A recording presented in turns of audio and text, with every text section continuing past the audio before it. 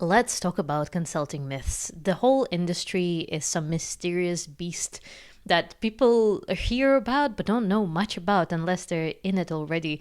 So, as someone who worked in a Big Four consulting firm in London for almost 4 years, I want to talk you through 7 very popular misconceptions and myths about consulting, and not just tell you whether it's true or not, but give you a very human, very nuanced take on what it's actually like working on the inside. Myth number 1 is that consulting is only for extroverts and very loud, very confident people. I can definitely tell you that that one is not true, but there are caveats.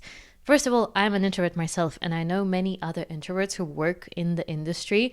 And the thing is that you have your own advantages. So I wouldn't say that being an introvert is a drawback if you're applying for a consulting job or if you're already getting into a consulting job right now.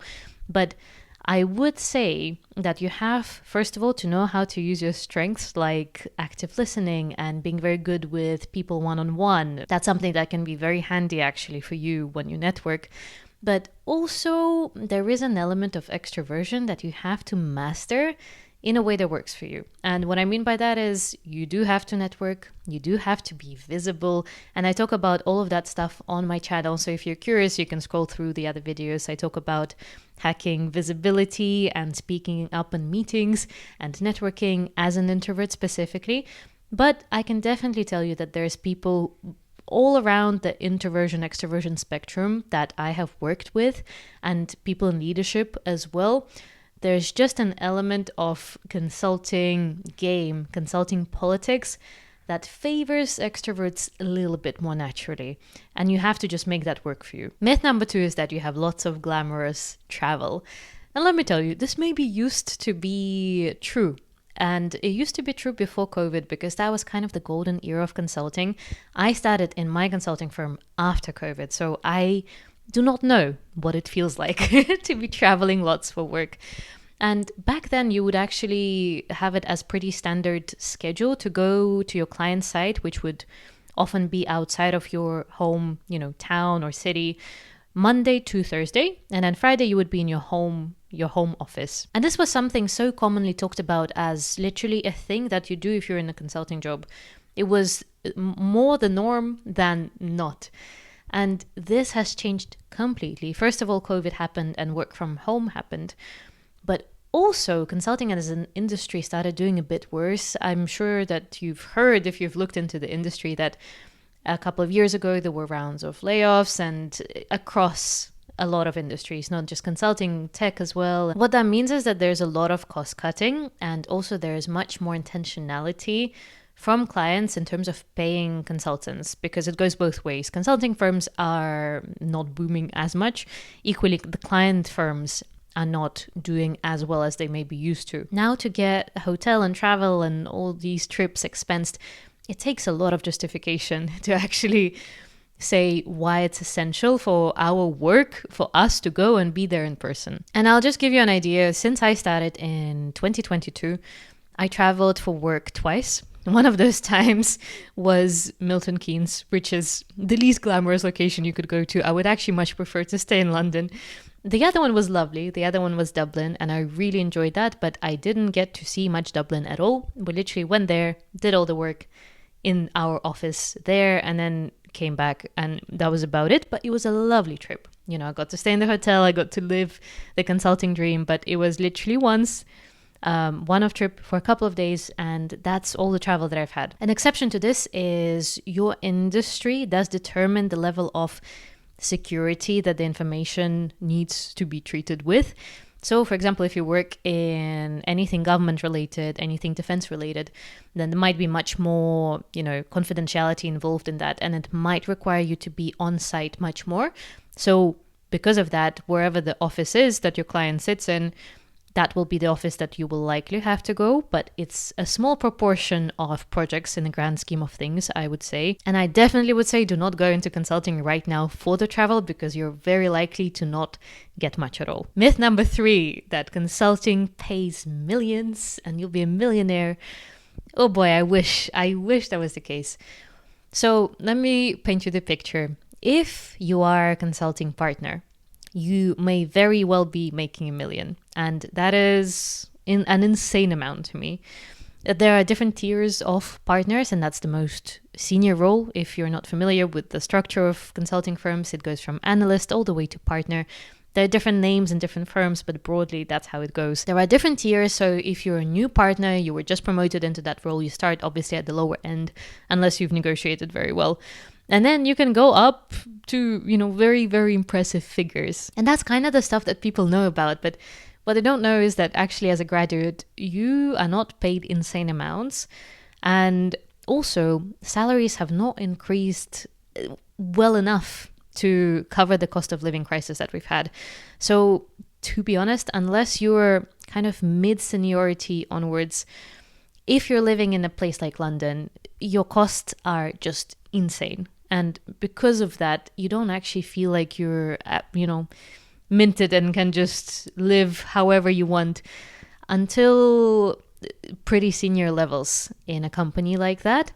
So I definitely would say that it pays very well compared to a lot of other jobs, and there's a lot of privilege that comes with that. There is very good safety net of that salary, and if you are smart with your money, if you don't spend excessively, you will live pretty well. But at an entry level, I wouldn't expect anything crazy at all. Myth number 4 is that you have to go to a target uni to get in. There is an element of truth in this, in the sense that it does help, because I think the uni that you go to serves as a signal to a recruiter that you've been through some sort of screening and that uni admitted you, and because of that, they maybe don't need to be as thorough screening you for the qualities that the uni serves as a proxy to. However, there are people of all backgrounds that work in consulting firms. We've had people come from the military, come from the industry, so like doing an in-house job in another company, and then they want to, start consulting for the first time. There are people who don't have a university degree at all that have come into consulting. There are schemes that allow people fresh out of school to actually start as an analyst, and then they get the same promotion that you would get as someone with a university degree, but 2 years later. There's so many options right now, and actually I would say that more than anything, it's your brains that matter. It doesn't matter as much the university that you went to. I think if it gives you any more ease of getting in, it's just going to be at that first initial screening stage of your CV. But after that, I genuinely think it does not make a difference. It only makes a difference how you perform in the assessment center, in the interview, and what impression you make on the people that are screening you. Myth number 5 is that you have to be amazing at case interviews to get in. This is where 2 factors matter. First of all, the tier of consulting firm that you're going into. MBB firms, which are the top 3 ones, McKinsey, BCG, and Bain, those ones do have case interviews, as far as I'm aware. And that's where you do need to formally prepare for those with all the frameworks and all of that stuff, and you have to know how to structure your answer.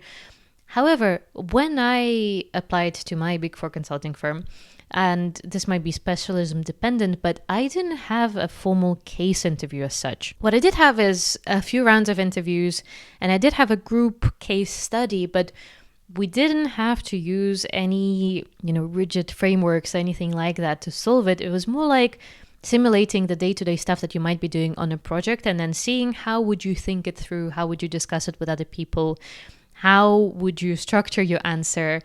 And all of those things are much more common sense and soft skill than a hard skill of preparing like you would for maybe a test or an exam. And I think there will be a lot of different firms where that will be the case. It won't exactly be a case interview as we hear about it.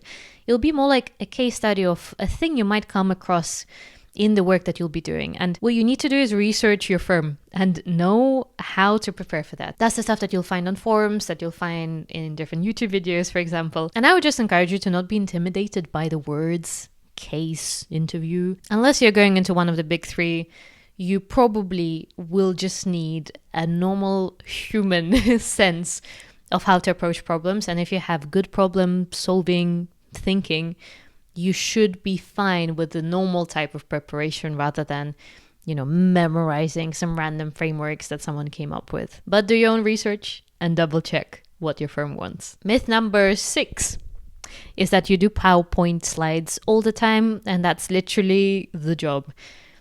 I wish I could tell you that this is completely false, but the reality is that PowerPoint is everywhere.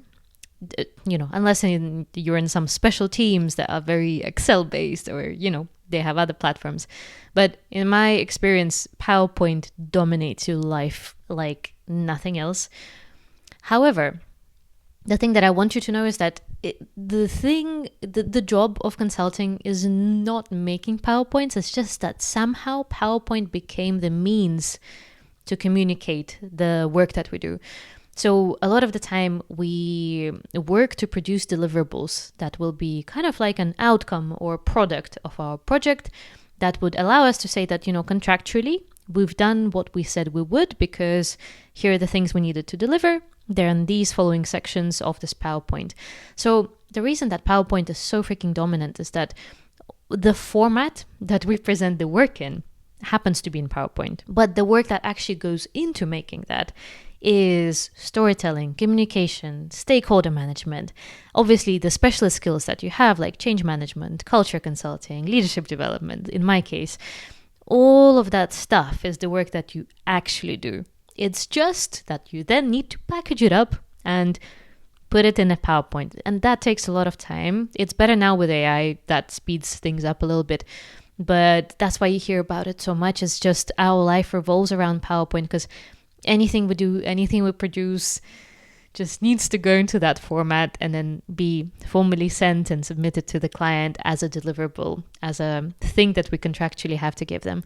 Of course, this is not the rule for everyone. There are different formats that exist. Some clients are, doing projects that are literally experiential. So it might be that you're doing a leadership development center and you're coaching senior leaders, to step up. Maybe they've just been promoted. That can be an experience, almost an event or a workshop that you deliver. But if it's anything written, very, very often it's going to be a PowerPoint thing. That's why. Myth number 7 is that people in consulting are extremely competitive and cutthroat. I have seen a variety. The thing I would very honestly tell you is that there are definitely office politics, and that stuff exists. And there are lots of cases where people get promoted because they've networked their way in, and they, really put the good word in for themselves, and maybe they took the credit a lot of the time, maybe didn't really share it with other people. But this is not something that has actually been that prominent for me when I was in my firm. I enjoyed working with the people I worked with most of the time. There are so many lovely people. They come from all sorts of, subjects in university, all sorts of interests, all sorts of backgrounds, and different characters as well. Some are super duper chill, some are very calm, some are very loud, some are very proactive. There is a real mix in there, and the thing that tends to unite all of us is that we are high achievers and a little bit insecure. But other than that, people are very, very different, and lots of them are really nice. And, the cutthroatness or maybe the competitiveness is the stuff that maybe tends to happen a little bit more when it comes to talent reviews and promotions, because slots are limited and everyone wants a promotion, of course.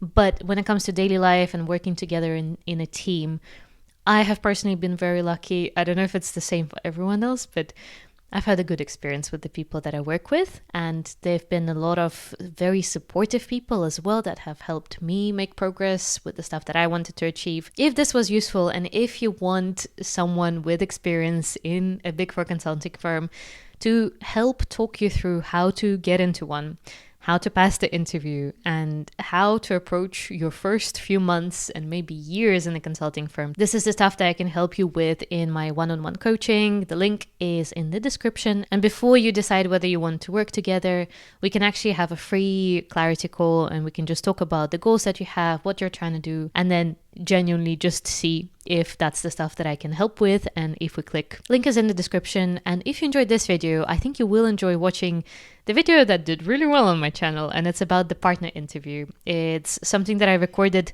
soon after I passed mine and got into my consulting job, so it was very fresh insights in that one, and it's just the tips that I would give you before your partner interview. I hope you enjoyed that one. I'll see you over there. Bye.